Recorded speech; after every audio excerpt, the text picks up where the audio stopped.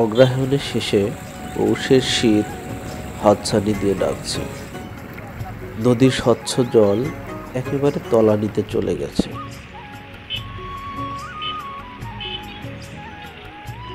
নদীর যে সামান্য অংশ দিয়ে জলের প্রবাহ চলমান, সেখানে সাঁকো তৈরির কর্মযজ্ঞ চলছে।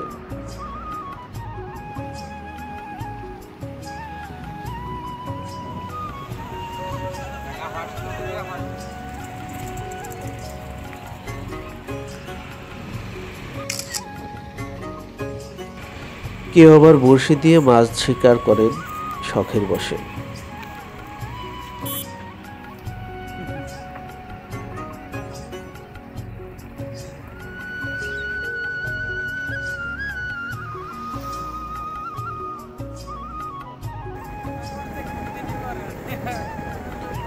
এই তো আর কদিন, তাই খেয়া পারাপার বন্ধ হয়ে যাবে।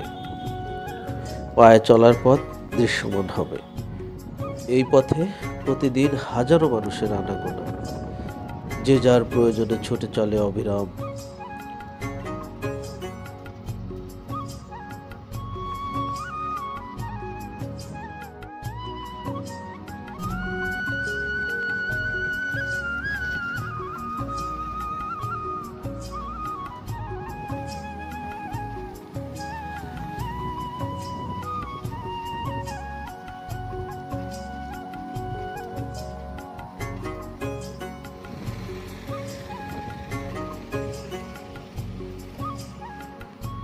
ছোট এই নদীর পূর্ব পাশে রয়েছে মির্জাপুর উপজেলার পাথরঘাটা বাজার ও পশ্চিমে বাসাইল উপজেলার সিঙ্গারটা গ্রাম।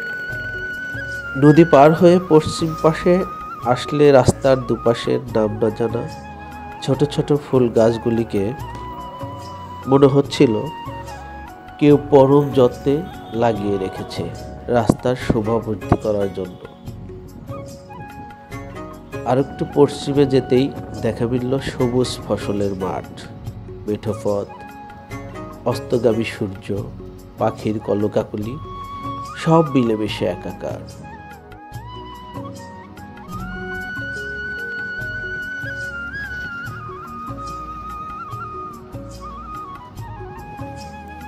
কোথাও আবার চাষের অভাবে পতির জমি ফেটে চৌচির, সেখানেই জন্মেছে হেলেঞ্চা।